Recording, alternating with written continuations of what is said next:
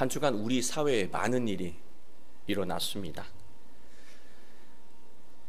국민들은 한밤에 두려움을 느꼈고 나라의 앞날을 걱정했습니다. 지금 전 세계는 우리나라를 주목하고 있습니다. 그 어느 때보다 기독교인들이 나라를 위해서 기도할 때가 아닌가 싶습니다. 지난 주간 우리 교단은요, 교단 소속 28개의 노회장들이 긴급 연석회의를 했습니다. 그리고 각 교회에서 교회와 나라를 위해 함께 나눌 말씀을 보내왔습니다. 오늘은 대림절 둘째 주일입니다. 예수님이 원하시는 영적인 상태를 준비하는 기간이죠. 예수님이 원하시는 영적인 상태를 이루어 갈 때 예수님은 우리와 함께 하시며 우리에게 삶의 방향을 제시해 주시고 우리 삶의 필요를 채워 주신다는 것입니다. 오늘 말씀은 사회가 무너지고 개인의 삶이 무너졌을 때 가장 먼저 해야 하는 것이 무엇인지, 또 어떻게 해야 하는지를 분명히 말씀하고 있습니다. 우리 모두 오늘 말씀을 통해 나라와 우리의 삶이 온전히 회복되게 되길 주님의 이름으로 간절히 축원합니다. 유다는 하나님의 경고를 무시했고요, 결국 바벨론에게 멸망했습니다. 바벨론은 힘이 없는 백성들만 유다에 그대로 남겨두고요, 지도층들은 모두 바벨론으로 압송했습니다. 그리고 예루살렘 성전까지 완전히 파괴했습니다. 바벨론의 포로로 끌려간 유다의 지도자들은 지난날의 불순종을 후회하면서 하나님을 온전히 제사하고 싶었습니다. 그러나 바벨론에는 제사를 드릴 만한 마땅한 장소가 없었습니다. 그러나 이러한 절망의 상황과 또 환경이 신앙의 중요한 본질을 깨닫게 했습니다. 에스겔 11장 16절을 보면 예배드릴 장소가 없잖아요. 그러니 하나님이 뭐라고 백성들에게 말씀하시냐면 내가 직접 성소가 되겠다. 하나님의 말씀이 있는 곳이 바로 하나님이 함께하는 성전이라고 말씀하신 거예요. 그리고 하나님은 선지자들을 통해서 반드시 고향으로 돌아가게 될 거라고 믿음을 심어주었습니다. 하나님은 70년 동안 세상의 판도를 바벨론에서 바사로 바꾸셨습니다. 그리고 백성들이 드디어 고향으로 귀환할 수 있도록 길을 열어주셨습니다. 당시 유다의 총독이었던 스룹바벨과 대제사장 여호수아는 5만 명을 이끌고 유다로 돌아왔습니다. 이것이 1차 귀환이에요. 다 돌아온 게 아닙니다. 돌아온 유다는 아무것도 할 수 없는 처참한 상태였습니다. 스룹바벨과 여호수아는 무엇을 해야 할지 너무나 암담했어요. 그러나 스룹바벨과 여호수아는 하나님의 말씀에 따라서 무너진 성전을 재건하는 일부터 시작했습니다. 그러나 문제가 있었습니다. 돌아온 유다는요, 신앙이라고는 찾아볼 수 없는 세속적인 것으로 변질되어 있었습니다. 사마리아인들과 또 오랫동안 그 지역에 살아온 토착인들이 계속해서 성전 재건 사업을 방해했습니다. 70년간 유다에 주인이 없었어요. 그 사이에 주인 행세를 해온 사마리아 세력은 기득권을 지키기 위해서 필사적으로 성전 재건 사업을 방해했습니다. 심지어 이들은요, 유다가 바사와 대적하려고 성을 쌓는다고 바사를 자극할 만한 가짜 뉴스를 퍼뜨렸습니다. 그러나 무엇보다 심각한 것은 사람들의 인식이었어요. 피폐한 현실에서 시급한 것은 성전 재건 사업이 아니라 먹고 사는 일이라고 하는 생각이었습니다. 자신의 이해관계가 걸려있는 사람들이 방해한 것 때문에 성전 재건 사업은 그대로 멈추게 되었고요, 14년간의 암흑기가 시작되었습니다. 이런 것을 보면 어느 나라나 어느 시대나 숭고한 가치보다 눈앞에 이익을 앞세우는 사람들이 존재했다는 것을 알 수 있습니다. 그 사람이 그 누구일 수도 있고 오늘 우리 자신일 수도 있습니다. 이러한 상황에서 등장한 선지자가 두 사람인데요, 학개 선지자와 오늘 말씀의 스가랴 선지자입니다. 이 두 선지자는요, 무섭게 하나님의 뜻을 전했습니다. 하나님의 성전을 재건하라고 하는 강력한 메시지를 던졌어요. 그리고 당시 바사왕이었던 다리우스 2세에게 성전을 완공할 수 있도록 간곡히 부탁했습니다. 다리우스 왕은 우연히 선왕이었던 고레스 칙령을 발견하게 돼요. 그 고레스 칙령은 굉장히 유대 백성들에게 우호적인 칙령이었거든요. 그것을 발견하고 허락하게 됩니다. 유다의 회복을 위해서 하나님은 하나님의 일을 계속해서 하고 계신 거예요. 그러나 문제는 백성이었습니다. 학기 1장 9절을 보면 이런 말씀이 있습니다. 너희가 많은 것을 바랐으나 도리어 적었고 너희가 그것을 집으로 가져갔으나 내가 불어버렸느니라. 나 만군의 여호와가 말하노라. 이것이 무슨 까닭이냐. 내 집은 황폐하였으되 너희는 각각 자기 집을 짓기 위하여 빨랐음이라. 백성들은 자기 집을 꾸미고 이권을 챙기는데 정신이 팔려서 하나님의 성전을 재건하는 것에 관심을 갖지 않았던 거예요. 하나님은 학개 선지자를 통해서 하나님의 집을 계속해서 방치하면, 무너진 상태로 방치하면 지금까지 너희들이 거둬들인 모든 것들을 날려버리겠다고 경고하셨습니다. 학개 선지자가 이처럼 성전 건축에 대해서 직선적으로 강조했다면, 스가랴 선지자는요, 성전이 우리의 인생에, 이 민족에게 왜 중요한지 그 성전의 소중한 의미를 전했고요, 또 성전을 통해서 일어나게 될 선한 역사를 환상을 통해서 전했습니다. 하나님의 성전이 우리의 삶에 이렇게 중요한 것이구나 라고 그 깨달음을 전한 것이 바로 스가랴 선지자라고 하는 것입니다. 하나님의 성전은 신앙을 위해서 매우 중요합니다. 성전이 바로 신앙의 중심, 그 구심점이 되기 때문입니다. 그래서 우리에게 교회가 중요한 것이고 말씀으로 충만한 한 사람의 성전이 중요한 거예요. 민주주의 나라의 구심점은요, 국민이 주인이라고 하는 국민주권 정신이에요. 민주란 뜻이 그런 뜻 아닙니까? 그래서 국민주권을 반영한 헌법이 중요한 것이고 헌법을 수호하는 의회가 중요한 것입니다. 하나님의 교회는 거룩함을 회복하는 경건한 공간입니다. 그리고 고린도 후서 6장 16절을 보시면 우리는 살아있는 하나님의 성전이라고 말씀하신 것처럼 하나님의 말씀과 함께하는 사람은 그 자체로 하나님의 거룩한 성전이 되는 것입니다. 사회가 무너지고 인생이 절망에 빠졌을 때 가장 먼저 회복해야 하는 것은 교회이고 한 개인의 영성이라고 하는 거예요. 스가랴 선지자는 총 8개의 환상을 보여주는데 그 중에 오늘 말씀이 바로 5번째 환상입니다. 이 환상 내용들은요, 하나님의 성전과 개인의 영성을 회복하라고 하는 메시지였습니다.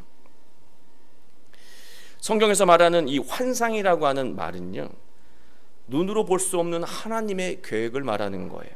그리고 앞으로 일어나게 될 일에 대한 묵시가 바로 환상이라고 하는 거예요. 사막에서 아지랭이 그걸 환상이라고 말하는 것이 아니라 성경이 말하는 것은 하나님의 계획이고 앞으로 일어날 일에 대한 묵시라고 하는 것입니다. 그러나 백성들의 눈에는 초라하고 피폐한 유다의 현실만 보였습니다. 힘들고 고단한 자기의 삶만 느꼈다라고 하는 거예요. 말로만 듣던 예루살렘 성전에 와보니까요, 너무나 작고 초라한 거예요. 부모님 세대들이 바벨론에서 70년 동안 있는 동안에 막 설명했을 거 아니에요. 예전에 예루살렘 성전에서 이런 얘기했을 거 아닙니까? 근데 막상 와서 보니까 너무나 작고 너무나 초라한 거예요. 현실적으로 하나님의 성전과 영적인 성전에 집중할 상황이 아니었던 것입니다. 게다가 토착민들의 그 텃세와 괴롭힘이 너무나 심했어요. 현실적으로 당장 시급한 것은 열악한 삶의 환경을 개선하는 것이었습니다. 신앙이 중요한 게 아니라 열악한 먹고 사는 삶을 개선하는 게 더 중요하다고 여긴 거예요. 그러고 난 후에 하나님의 성전을 재건해도 된다라고 하는 그 합리적인 순서가 팽배했습니다. 현실적인 문제와 합리성의 기류에 휩쓸려 무너진 성전을 14년 동안 방치했습니다. 모두가 영적으로 잠든 거예요. 하나님의 천사는 스가랴를 영적인 잠에서 깨우셨습니다. 천사는 환상을 통해서 유다의 영적인 상태를 보여주셨습니다. 이 유다의 상태가 오늘 나의 상태일 수도 있다라고 하는 거예요. 이대로 가면 불순종으로 멸망했던 조상들과 똑같은 꼴이 될 거라고 그 환상을 통해서 설명하셨습니다. 지금 가장 먼저 해야 하는 것은 하나님을 예배하며 영성을 회복하라고 하는 주문이었습니다. 그러기 위해서는 성전 건축은 더는 미룰 수 없는 중차대한 일이라고 하는 것입니다. 그러나 더 정직하게 말하면요, 지금까지 살림살이를 위해서 열심히 살았지만 실제로 나아진 것이 아무것도 없는 거예요. 이게 뭐지? 성전 건축하는 일을 다 뒤로 미루고 14년 동안 먹고 사는 일에 매진했는데 나아진 게 아무것도 없는 거예요. 여러분, 자전거 체인이 빠진 상태에서 아무리 열심히 페달을 돌려도요, 앞으로 나아가지 못합니다.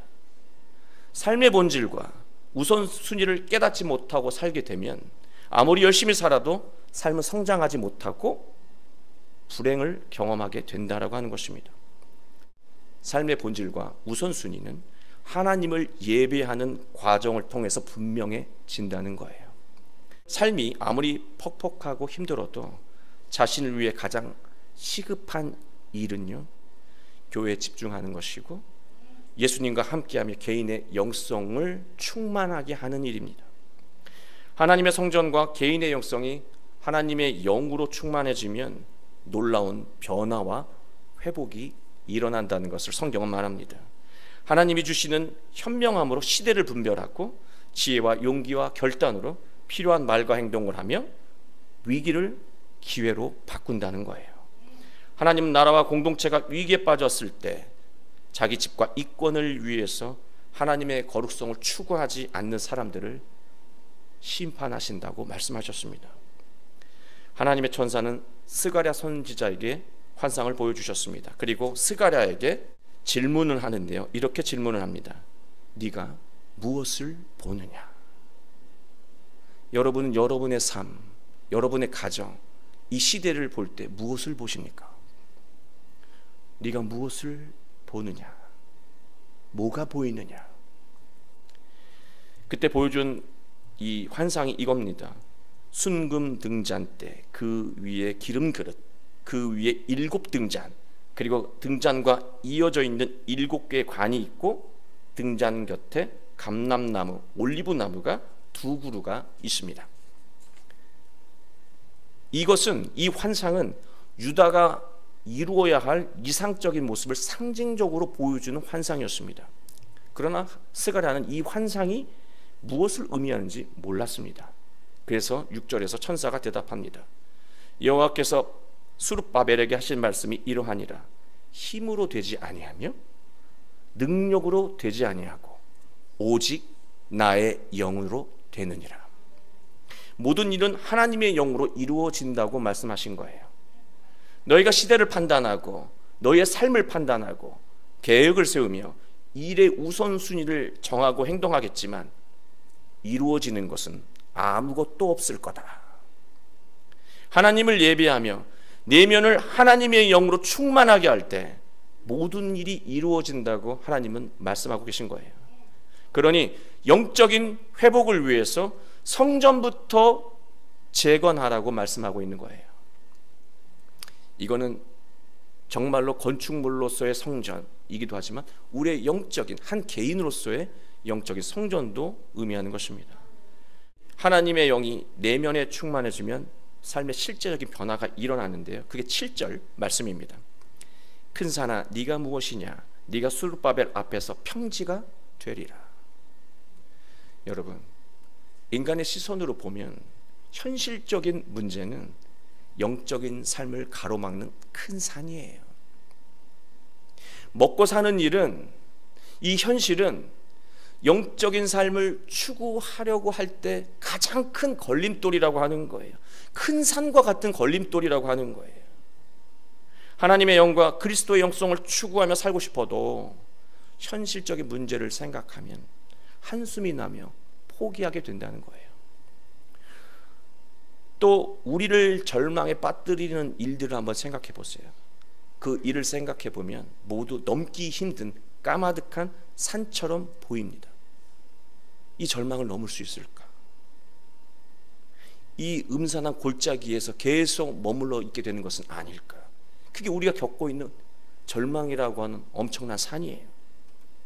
그러나 하나님의 영, 그리스도의 영성으로 충만해지면 문제의 본질을 정확하게 보게 됩니다.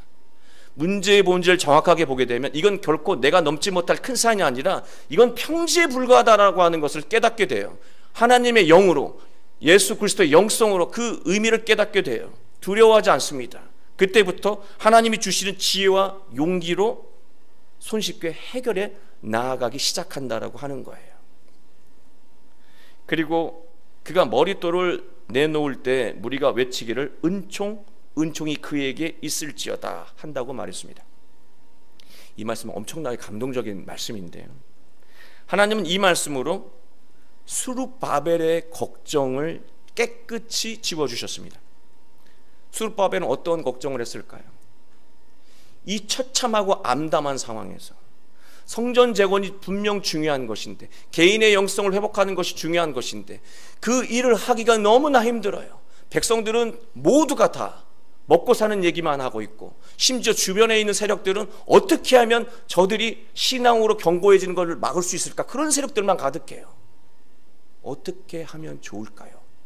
이게 가능한 일입니까? 하나님, 저에게 너무나 큰 산 같은 일이에요. 그때요, 하나님은 수룹바벨에게 스가랴 선지자를 통해서 귀한 말씀을 주신 거예요. 머릿돌을 올려놓는다라고 하는 건 성전의 그 첫 돌, 중심돌을 올려놓는 거 아닙니까?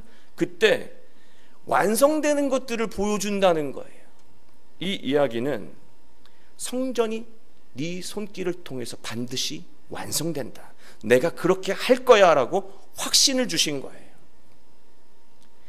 여러분, 미래의 확신이 없이 사는 사람은요, 늘 앞날의 결과가 두려워서 아무 일도 안 합니다. 아무것도 안 하면 실패도 안 하니까요.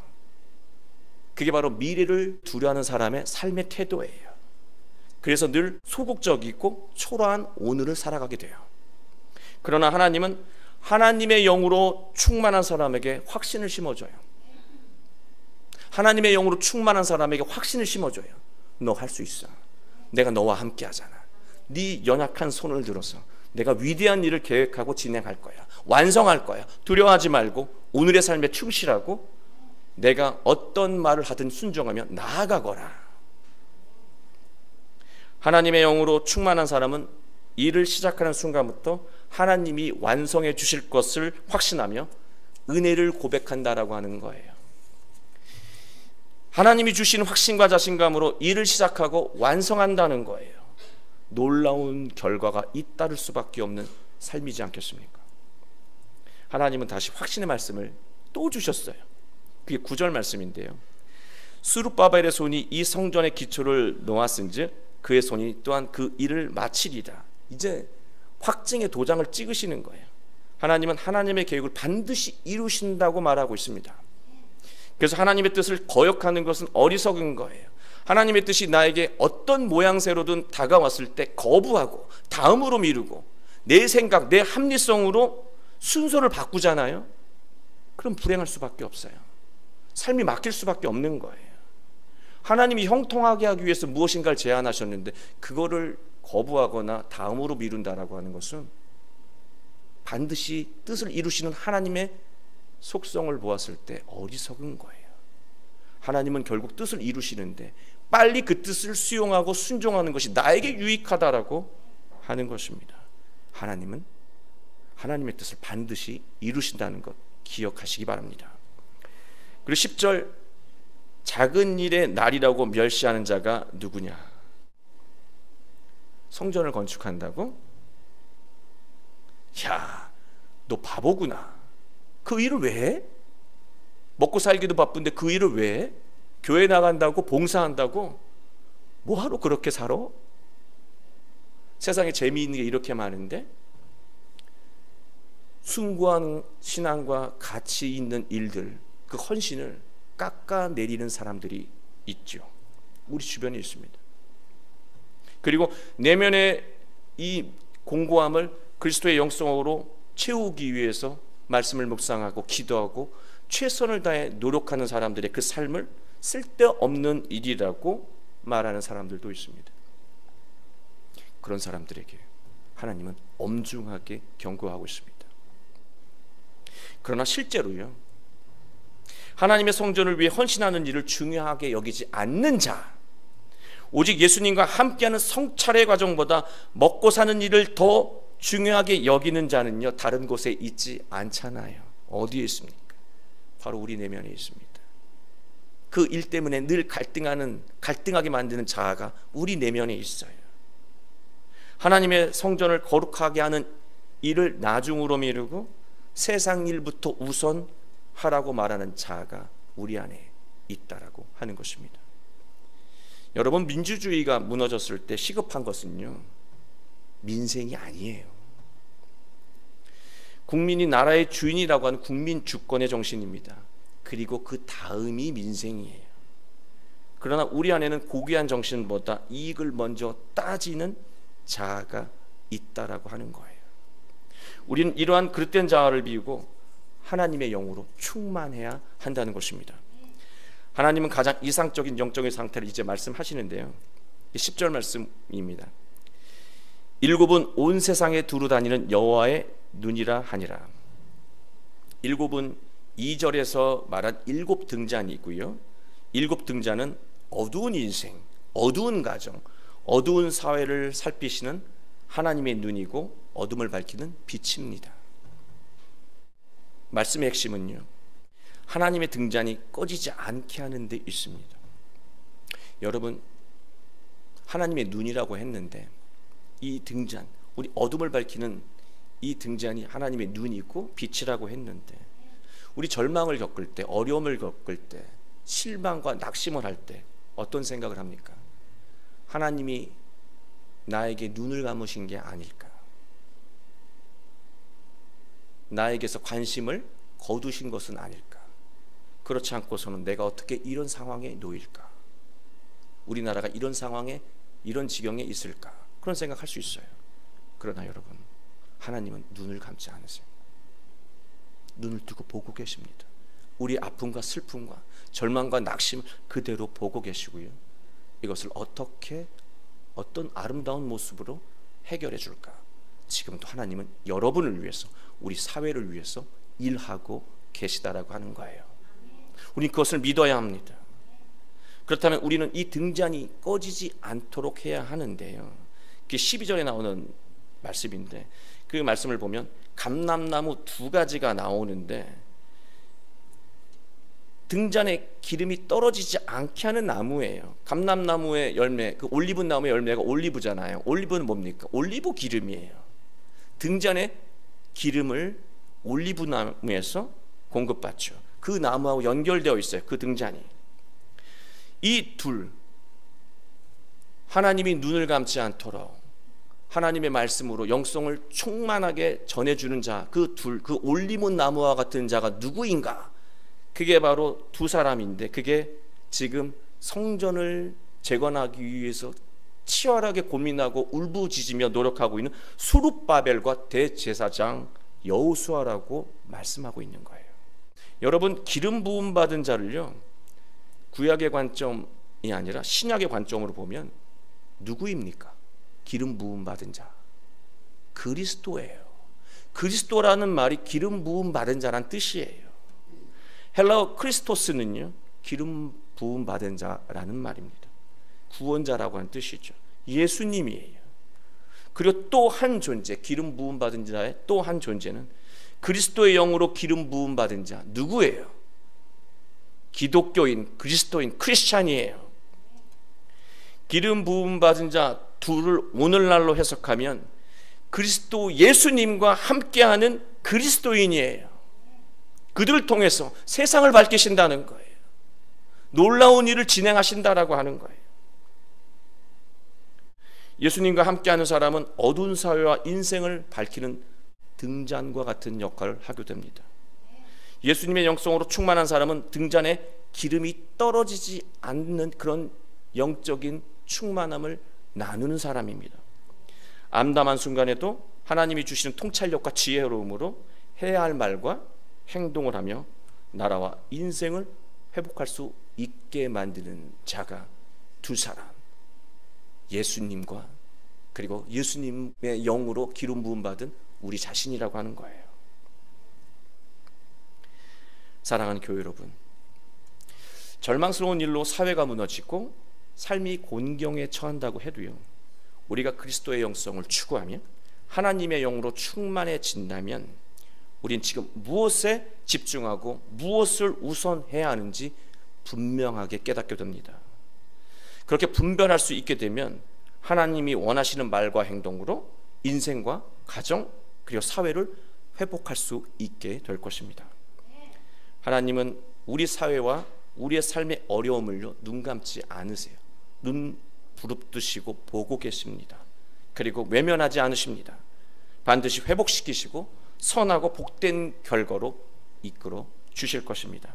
우리 모두 예수님이 함께 하실 만한 영성을 추구하며 하나님이 주시는 능력으로 모든 어려움을 회복하고 복된 사회와 가정, 인생을 이루어 가시길 주 예수 그리스도의 이름으로 축원합니다.